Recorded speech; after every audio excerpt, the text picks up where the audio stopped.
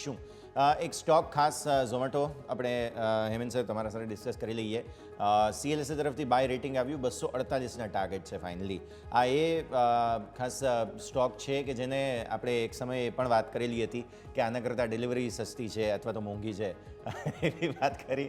હવે 250ના ટાર્ગેટ્સ આવી રહ્યા છે. UBS CLSA બધાને પસંદ છે. સર ટેકનિકલી 200 ઉપર કઈ રીતે જુઓ છો તમે હેમંત? યશ, મેં ગઈકાલે સવારના ઢોકળા મંગાવ્યા હતા ઝોમેટો પરથી.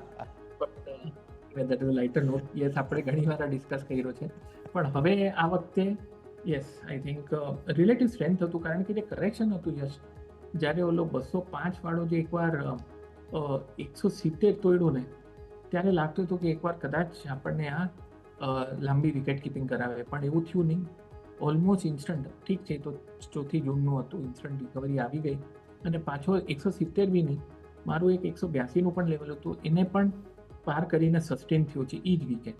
એટલે સાચું પૂછો તો જે અમુક કરેક્શન હતું, આઈ મીન આપણે ગણતરીની હિસાબે થોડુંક ટાઈમ લાગે, 1/3, 2/3, 2-3 મંથ, હવે એવું માર્કેટ બધું ફાસ્ટ ફોરવર્ડમાં ચાલી રહ્યું છે.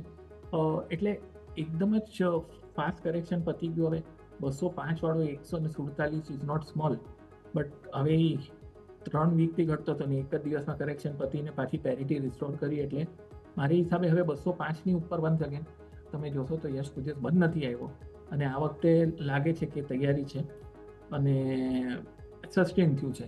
એટલે હવે 205ની ઉપર બંધ આવશે એટલે ગ્રેજ્યુઅલી તમારે આ 235-40 તરફની મારી હિસાબે દરવાજા ખુલી ગયા. એટલે લુક્સ પ્રોમિસિંગ.